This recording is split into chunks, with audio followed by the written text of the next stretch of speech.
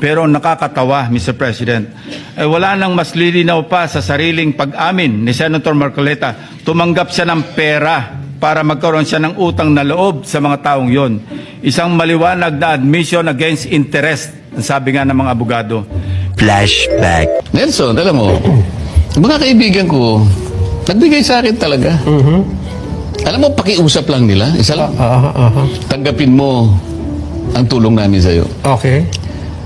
Congressman ako noon Kong, kami po ay naniniwala na karapat dapat kang makarating sa Senado. Tanggapin mo ang lagang to. Marami sila. Isa lang ang kanilang pakiusap sa Ano akin. po yun? Sana wag mo na kaming i-disclose ang identity. Ngayon, kapag ka naglagay ako ng figure sa contribution, mapipilitan akong mag-disclose ng pangalan nila. Alam mo kung bakit?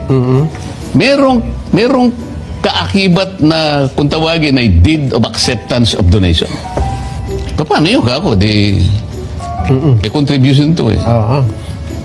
Hindi, sabi niya, binigay ko nga sa'yo contribution, pero utang na loob mo sa akin yan. Pero utang na loob mo sa akin yan. Pero utang na loob mo sa akin yan. Pero utang na loob mo sa akin yan. Ituring mo na lang na utang, sabi niya, di ba? Loan.